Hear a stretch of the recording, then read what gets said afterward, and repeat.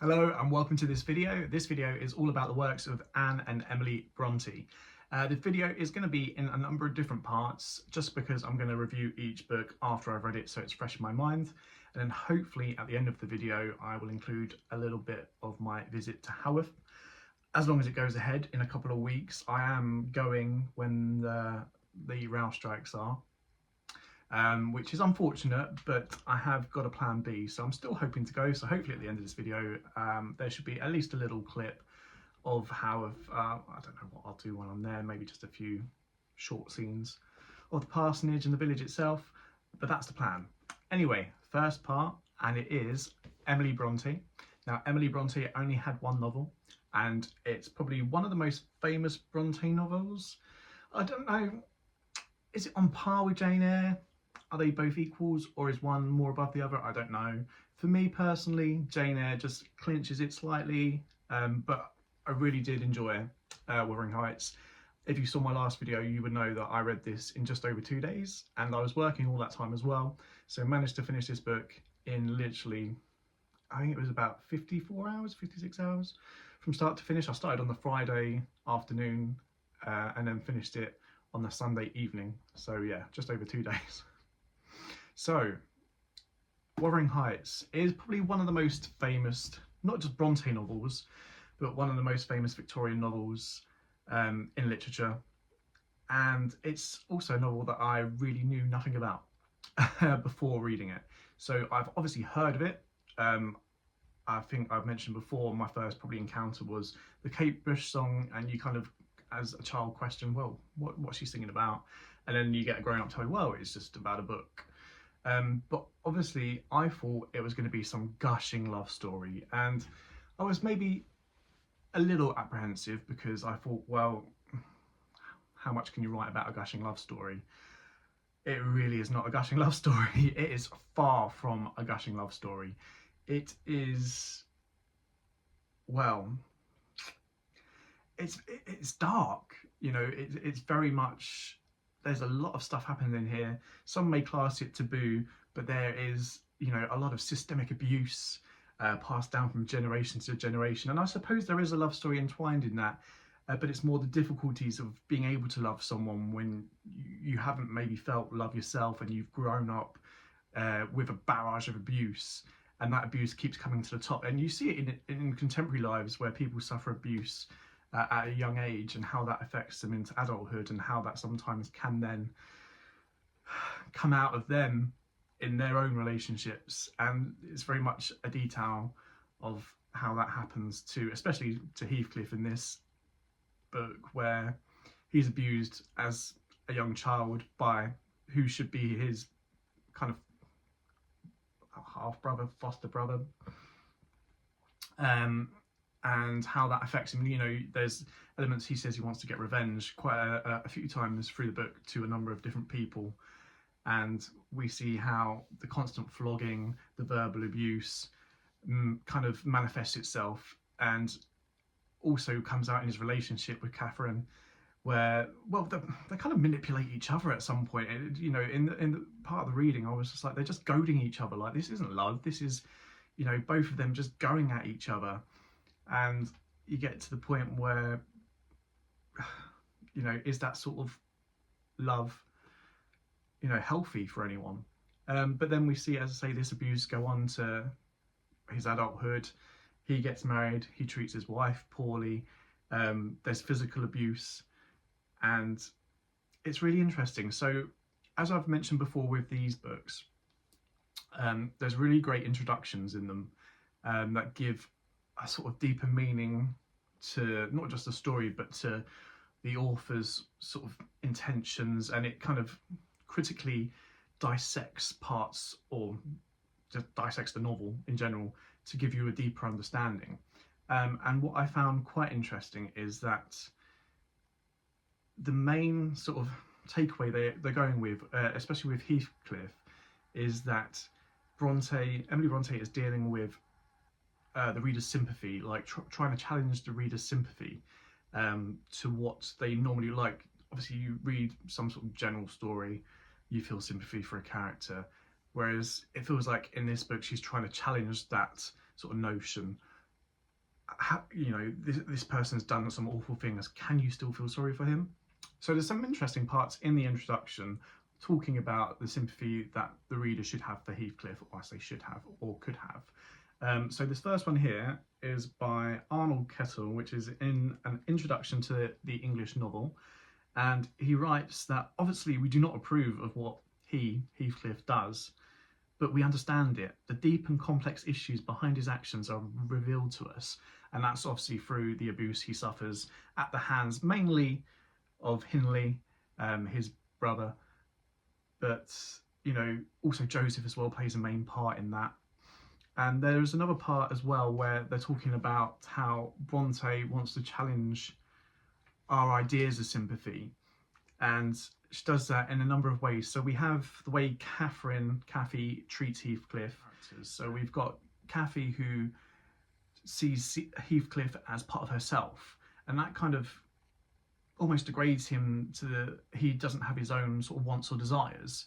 You've got the other extreme of, say, Joseph, how he treats Heathcliff, where he doesn't even see him as a person, he just sees him as some sort of cretin, some sort of, you know, he just treats him like a slave. He has no feelings, no thoughts. And then you've got other characters such as Nellie and even Edgar, who try and understand Heathcliff on another level and explores the different sympathies these characters have towards him, which then challenges us as the reader to kind of challenge what we think on our sympathies towards him. I must admit, on my first reading, I just thought he was a terrible character. Like, don't get me wrong, I kind of go with what most of the people here say about, we understand why. I do understand why. The abuse he suffered as a child is awful. It's enough for anyone to sort of have issues moving forward. But I'm also in my own mind of the thought that, you know, what you've suffered isn't an excuse to treat people badly. But I guess we're talking about 19th century here. You know, there's no mental health services, there's no NHS, and this is just how, and also how someone in the countryside with very little around them, very little neighbours, you know, it's just how showing us how they cope. So it's interesting in that respect, and I do feel some sympathy towards him, but I still think, yeah, he's a terrible person. Like, don't get me wrong, I don't mean he's a terrible character. Brontë wrote a terrible character. He's a great character, but I just, especially as you're getting on towards the end of the book, was just like, come on, someone take him out already. You know, he's done enough. And it's interesting to see, as I said, that systemic abuse he suffered, that how he passes that on, not just to his daughter-in-law, who is also the daughter of his great love, how he, you know, abuses her both physically and verbally, but also to Hareton as well, and how that affects Hareton as from a young child, how he, you know, is exposed to all this abuse, how he turns out as an adult. But what is quite nice at the end, where you get that sort of 180, where you show that cycle of abuse can be broken, and we see that change in Hareton, and actually the closing scenes, you know, beautiful summer's days, the imagery that Emily uses, it kind of, you finish after being quite angsty through a lot of the novel, in a good way, like it's captivating, but being quite angsty, all of a sudden you're just kind of like, breathe. So I loved it. It's 5 stars for me. What I have to say, with both Jane Eyre and Wuthering Heights, I found it's not necessarily the stories. Don't get me wrong, the stories are captivating, and to some extent they are creative. But they're no Dickens novel. You know, Dickens, who is extravagant and has all these weird and wonderful characters and these fascinating twists in the plot. There's some interesting plots, but it's the storytelling that gets me with Brontë so far. Both Charlotte and Emily, it's the storytelling that makes it so captivating, that makes me want to keep reading. You know, the story itself, yeah, it's imaginative, but it's not like, wow, adventure, you know, twist and turn. It's just the storytelling, the way that kind of drew me in. And I'm hoping when I read Anne, that's going to be something I also experience. but I have seen some people say, I do believe it was Kate from Books and Things, who's on YouTube, that says, you know, with Charlotte and Emily, they're kind of more, not fantastical, but, you know, their stories kind of push the limits of what you'd expect a general character experience in their lifetime, whereas Anne is more sort of realist in terms of describing what an everyday person could have gone through. So I've got that in mind when I go forward with Anne Brontë. But for this, yeah, you see like the characters both in Jane Eyre and Wuthering Heights. Like Jane Eyre, for example, it's very unlikely that you're going to have one person who loses their family very young, who is abused by the family that took them in, who's sent to a school where half the children die, her best friend dies, who then goes to this house, falls in love, but the person she falls in love with is already married, runs off to some random house which turns out to be the house of her long lost family, and then inherits a fortune. Like, it's all very possible, but it's a very extreme sort of level of what would happen to a person generally in their life. And same with Wuthering Heights, you know, it's very possible that people could experience this, but it is a lot for one person to experience. But the storytelling is brilliant. I loved the book. What more can I say? The plot itself, well, we've got 2 volumes, I suppose. The first volume deals with the first generation, if you like. Second volume deals with the next generation, the younger generation. And we see, and it's mainly the 2 families really concerned. We've got the Earnshaws and we've got the Lintons, and it's just how they interact with each other. Obviously, you've got Heathcliff, who is brought into the Earnshaws as a sort of, well, Mr. Earnshaw Senior brings him back from a trip to Liverpool because he finds him on the streets as a young child, homeless with nowhere to go. And that's how Heathcliff is introduced to the story. But yeah, it's just their interactions. It's about young love, but also the abuse and how people move forward with abuse. And it's also how the author here, Brontë, is challenging us as the reader into making us feel something for a character that we maybe shouldn't feel things for. And that's just my hot take on it. It could be completely wrong. That's just my first reading of the book, what I thought. Next up, I have changed my plans. So I did say that I was going to do Agnes Grey, but I've decided to make this video about Emily and Anne in general. So means I'm going to read both of Anne's novels. There's only 2, and I say Emily only had the 1, so it's only 3 that I have to do. I'm going to Haworth in 2 weeks, hopefully. So I've got 2 books to read the next 2 weeks. I've started The Tenant of Wildfell before Agnes Grey because I thought that's the bigger book. I'm going to try and get that out of the way and see how that goes. I'm about 50 pages in with that at the moment, and so far it's quite interesting. So also what I've noticed about all the Brontë novels is the way they change the narrative, which kind of maybe helps with the way the stories are so gripping, changes the story up a little bit. So with Wuthering Heights, for example, we're starting off with the character Mr. Lockwood, like, who, if you speak to someone about Wuthering Heights that may have watched it a long time ago or read it a long time ago, like, who? You know, it's a very sort of minor character, but that's who we start with. And then we move on to Nellie Dean, who is the main narrator throughout. But then we get other sort of narrative voices in terms of Isabella, that the long speech Nellie gives about Isabella, well, Isabella's speech that Nellie gives, if you know what I mean. And then, yeah, various letters as well, and how they change up that narrative to keep the pace going. It was the same in Jane Eyre. And also, I've started The Tenant of Wildfell, and also the same, we're starting off with the main character writing a letter to his friend detailing this story, and that's how that narrative starts. So it's very fascinating. So, hopefully, without any ado, I will now be talking about The Tenant of Wildfell by Anne Brontë. And for you, it's been mere seconds, but for me, it's been about a week. And we move on to the first of Anne Brontë's novels. I say the first, it's not actually her first. I decided to read The Tenant of Wildfell first, this book here.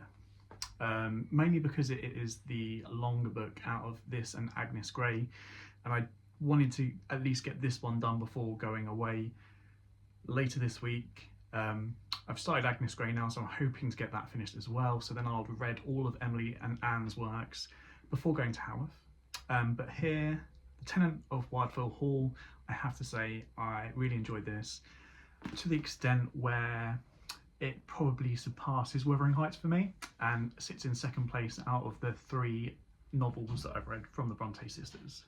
So yeah, I really enjoyed it. So The Tenant of Wildfell Hall is all about this mysterious tenant that comes to live at Wildfell Hall, Helen Graham, and she comes along with her young son Arthur, who's about 5 or 6, and it's in a little village, and there's a lot of nosy people in this village, and people start to make rumours about her, you know, sort of not very nice rumours that, you know, maybe she's shacked up with someone else in the village, and this child that she has is an illegitimate child. We see the story being told through the male protagonist in the story, who is Gilbert Markham. And like all works I've read from the Brontë so far, The Tenant of Wildfell Hall also changes its narrator throughout to give, I don't know, some extra body to the story and to make it a bit more interesting. So in The Tenant of Wildfell Hall, we have the narrator starting as Gilbert Markham, and he's actually writing a letter to his friend. So he's not just telling his story in the first person, it's him writing this letter to his friend to recount this tale from 20 years previous. And then a bit further on in volume 2, we turn to Helen Graham's diary.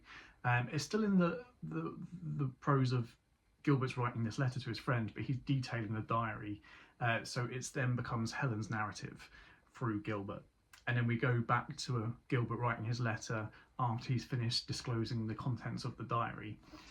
It is an interesting, but like I've said before with Brontë, I'm not sure it's necessarily the story. I like the story, but it's the storytelling that gets me. It's the descriptive prose they use to really encapsulate the reader.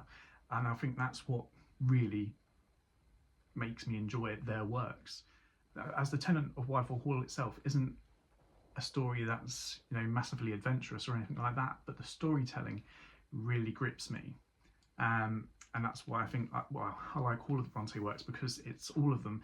I mean, I could look at Jane Eyre and The Tenant of Wildfell Hall, and I can see where people from the Victorian era were sort of thinking it was the same author, because it does read very similar. I would say Wuthering Heights stands alone a little bit from that. The prose is slightly different and sets it apart slightly, but with Jane Eyre and The Tenant of Wildfell Hall, it could have been the same author. It reads very similarly. So moving on to something I mentioned earlier in this video, and that's Anne's use of realism. Obviously that was an observation I saw someone else make, but now I've read The Tenant of Wildfell Hall, I can comment on it myself. That observation was first made by another booktuber who is Kate from Books and Things, and I will leave their channel in the description. They talk a lot about, you know, books in general, but not just the classical literature, modern day books as well. Obviously my favourite videos from that channel are the classical literature, especially, you know, there's numerous videos on the Brontes, as well as Dickens and Anthony Trollope as well. So definitely check that out. But in terms of Anne's use of realism, it's very much clear to see, because, you know, as I said earlier with Jane Eyre, it's a very fanciful story. It's, you know, Jane experiences so much, and it's not impossible that someone would have experienced all of that, but it's, you know, it's a lot. Whereas this, The Tenant of Wildfell Hall, feels like it could have been many Victorian women's sort of experiences, especially the ones who were from, you know, a more privileged background. And it's quite interesting to see, because you look at works from Dickens and he talks a lot about the poorer classes in Victorian society and how they suffer. So it's quite interesting to have a story where this is the sort of gentry of the Victorian era.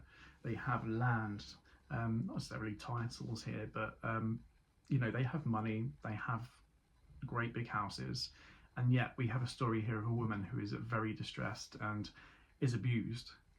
And it's quite clear to see why at the time maybe The Tenant of Wildfell Hall wasn't as warmly received by its critics. So once again, I'm reading from the introduction to this just to give an idea and to make my point a little bit more. So it says at the beginning, there's a review which says, right at the beginning of the introduction, it was immediately deemed by critics to be vulgar, coarse and brutal.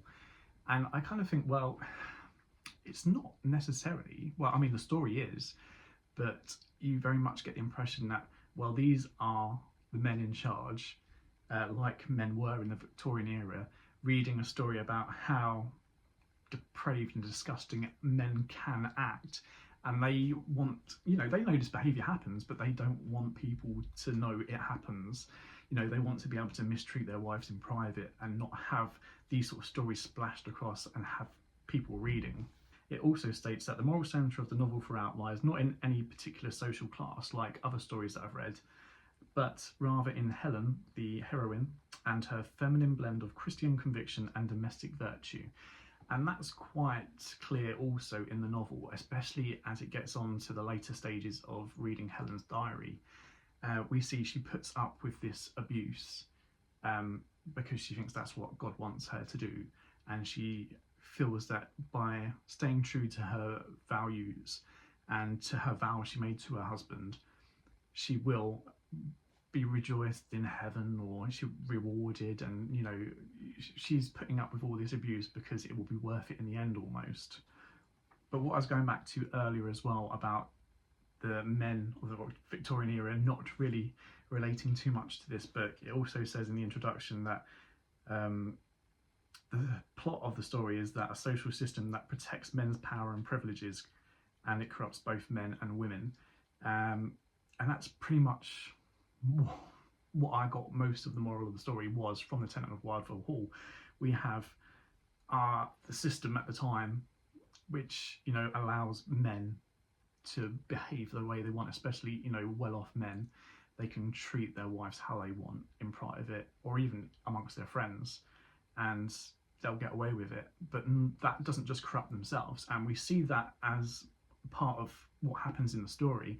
It ends up corrupting Arthur Senior, but it also corrupts the women. But here we have the heroine trying not to let it corrupt her, but she gets to the stage where she has to run away, which she feels, you know, is slightly against her values. You know, she made these vows, but I suppose the swinging point for her is that she doesn't want her son, her young son, to witness all of this abuse and his father's bad behaviours and to be corrupt himself. And she takes that decision that his livelihood and bringing her child up in a proper sense is more important than sticking to her marriage vows.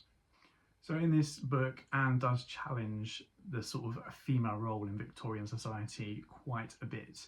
We see her use, at the beginning of the book, we have Gilbert Markham, the male protagonist, in conversation with his mother, and his mother says, "In all household matters, we only have two things to consider. First, what's proper to be done, and secondly, what's most agreeable to the gentlemen of the house. Anything will do for the ladies." And we see that notion being challenged throughout. And it's really interesting to see how in all the Brontë novels that I've read so far, we have this female heroine almost challenging the Victorian norms of what her position should have been in that society.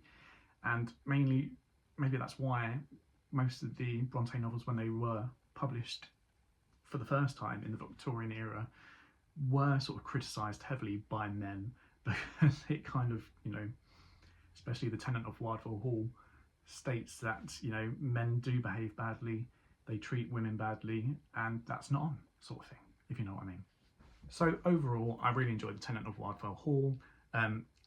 Near the end, I thought it was going in a certain direction, and that was played heavily by Anne's sort of piety, like it says in the introduction, and I've seen it in a documentary as well. They say Anne was quite heavily religious compared to the other Brontë siblings, and it seemed like she was pushing Helen to a certain end, and I was like, no, I'm not going to like this book if it goes that way.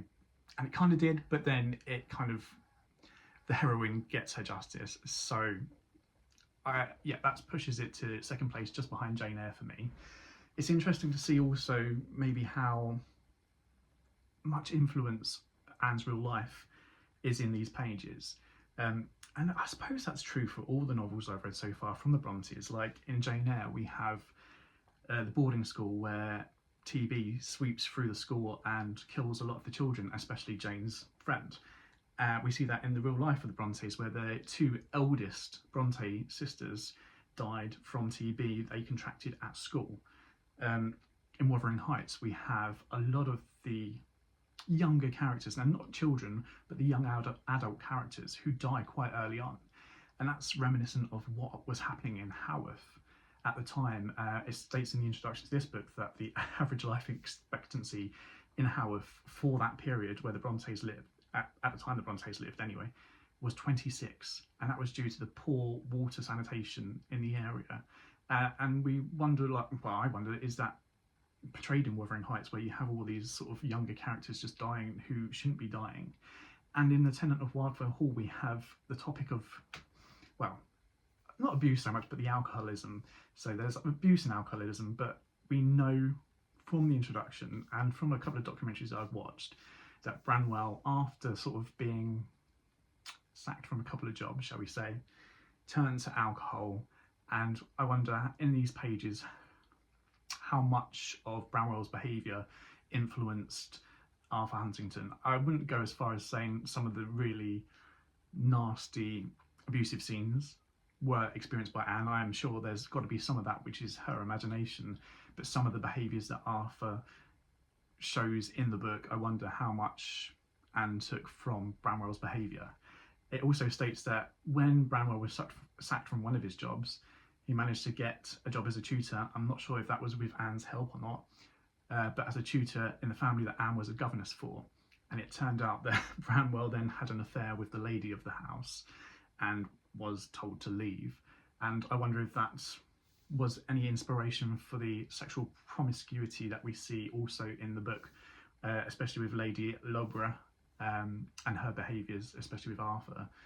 So it's really interesting to see how three girls from some tiny manufacturing village in Haworth come to write all these weird and wonderful stories, and how much of it, their real life, actually influenced the books, considering you'd have thought they probably had quite a quiet, timid life, but it appears not.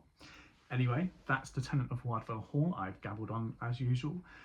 I've started Agnes Grey. I'm hoping to finish it in the next few days before I go to Haworth, so fingers crossed. And next up we have Agnes Grey by Anne Brontë. So this one here. So not much to say about this. It's fairly short anyway, less than 200 pages. It's probably my least favourite out of the four that I've read so far. Not a lot really happens, and I did think the end was quite predictable.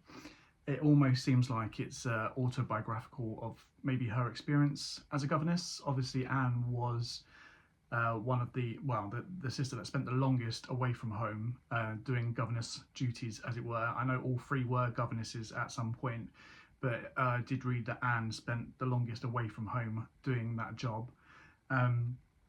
Yeah, it just feels like she's detailing stuff that she maybe experienced, like dealing with people that were a bit more sort of like upstartish, sort of treated her like they were beneath them. Maybe even she had some sort of inkling of a romance where she was, and the girl she was looking after maybe sort of disrupted that. I'm not saying that's what happened, but maybe, you know, gave her some ideas for what happened. Obviously maybe what happened in real life as well, with her brother Branwell going to tutor with the family that she was governessing for, having a bit of an affair with the lady of the house.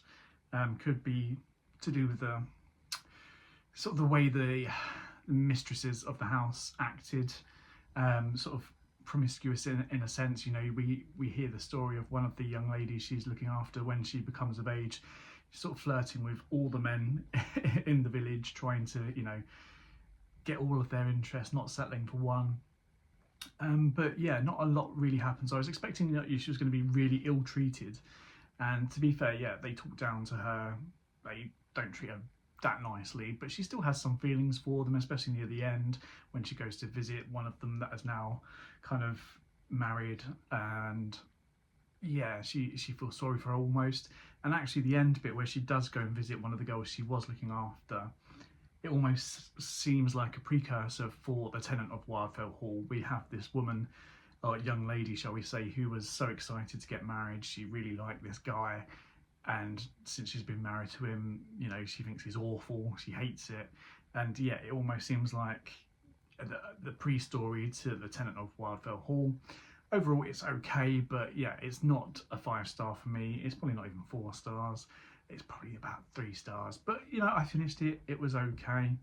But yeah, you could definitely tell it's the first novel, and it really surprises me that, you know, Tenant was written shortly after this, because it's completely different in both, obviously, the story we are told and also the descriptive prose that is familiar with the Brontes that I've encountered, especially with Tenant and Jane Eyre, but also Wuthering Heights with Emily as well. This doesn't have that much, and there were parts where I was mid-chapter and I was just like, put the bookmark in, look at it later, because it didn't grab me, unfortunately. But you know, it's still interesting, and there is a lot similar to Tenant in terms of there's a lot of religious undertones as well.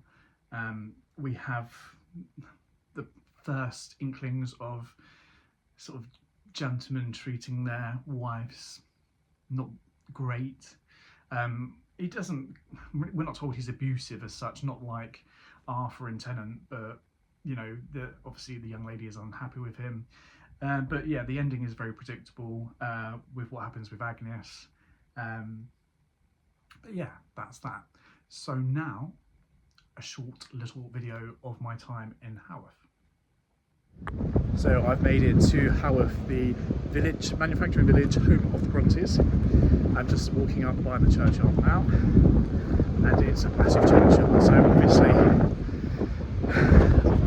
the life expectancy, as I said, was about 26 years of age. And yeah, due to the poor sanitation, water flowing through the graveyard down to the drinking water, yeah, meant a lot of people died really young. But here's the churchyard here. It's a beautiful place, absolutely beautiful. And the Parsonage Museum is just behind me there, which I'm about to go into and probably buy quite a few books, we shall see. Yeah, I don't know how much more I'm going to do in this section of the video. I just wanted to show you how beautiful it is. As you can tell, true Yorkshire weather here. It is starting to rain, and this is Parsonage Museum right behind me, which we're about to go into. I'm pretty sure you can't film in there, but it is beautiful.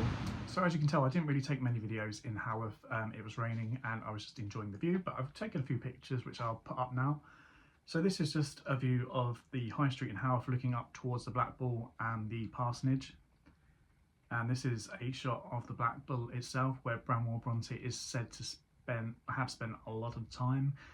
They also say that his spirit has been seen in there. Whether that's true or not, who knows?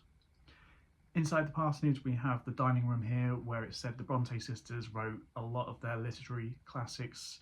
It's also the room that Emily died in as well, on the sofa to the right. Here's a very famous picture of the Brontes. This is a copy of the picture in the parsonage, because I believe the actual real picture is in a museum somewhere.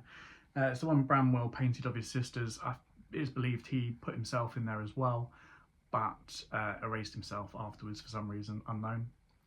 And here is a view of Charlotte's dress as well, that they've got in one of the upstairs rooms. So that is my little tour of Haworth. Here is my Brontë book haul, and it is not light. So after the museum, you go through to the museum shop, and they have all the Brontë books there, a number of different versions, as well as Brontë interest books as well, and other fiction that relates to the Brontes. So the books I bought. First up, Shirley. I haven't got Shirley, so I thought I'd have to buy it, and pretty much as all my Brontë books are Oxford World Classics, I had to get this version. And what I love is that when you buy the book from the parsonage, you do get a little stamp to say that you have bought it from the Parsonage Museum. It's just there, don't you see that? Yeah, just there. So that's one of the reasons that I waited till I went there to get this. Another book, I have got the Wordsworth Classic of this, but as I said, I like to have the Oxford World Classics. is Villette, which I am looking forward to reading. I've heard some good things about that, so at some point, sometime soon, I'll do that. So next up, I got some Brontë interest books, and the first one is The Brontë Myth by Lucas Miller. I've heard a few people talk about this, saying it's pretty good, so I had to get that. And next up, I got The Brontes by Juliet Barker. Heard another few comments about this. It's a big book. There's a lot of information in here, but just to get a fuller picture of the Brontes, so I'm excited to get cracking on that. That might take me a good few months. It's going to be one of those that I dip into and out of. I get a feeling. So yeah. Next up, I got Elizabeth Gaskell's Life of Charlotte Brontë. Now, I actually got this before I went to the parsonage in York in one of the bookshops just by the Minster. And this is a 1970s copy edition, and it's Mrs. Gaskell's Life of Charlotte Brontë. There you see it there. And I just, because it was an older sort of copy, I mean, it's 70s, so it's not really old. But yeah, it just really grabbed me. And it was only 12 quid. So probably what I'd pay for the Oxford World Classics version of Gaskell's Life of Brontë, Charlotte Brontë there. So yeah, really interesting. It comes with a little sort of right there. So quite interesting. I know it's a bit geeky, but. And then finally, I had to get my favourite 3 Brontë novels in a nice version. So I've got the Oxford World Classics versions, but these books just stood out to me and I had to get them. They're the Chiltern Classics. So we've got The Tenant of Wildfell Hall here. I mean, just beautiful. And it's kind of all gold on the sides as well. Unfortunately, they can't stamp these ones because the pages themselves are quite shiny. So yeah, the ink would just rub off. But they do give you another little thing to put inside, which says it was bought at the Parsonage Museum, but I didn't mind so much because it's just beautiful. So I've got Tenant, obviously. I got Jane Eyre, my favourite, obviously. Oh, it's just so pretty, so pretty. And then I got Wuthering Heights, although that is my 3rd favourite of all of them. I just had to get one of each because why not? And that is my Brontë bumper edition video. Thanks for staying with it if you have, and thanks for watching. I hope you enjoyed. Let me know down below your comments on the Brontes, what you think of them. And yeah, that's that for this video. I have, well, changed plans again for my next read. Basically, one of my friends was telling me that I had to read D.H. Lawrence, Sons and Lovers, because it's her favourite book. And so that is what I've decided next. It wasn't in my to read for this year, but hopefully I'll crack through that and then I can get cracking on the other books I said I was going to read. But until next time, thanks for watching.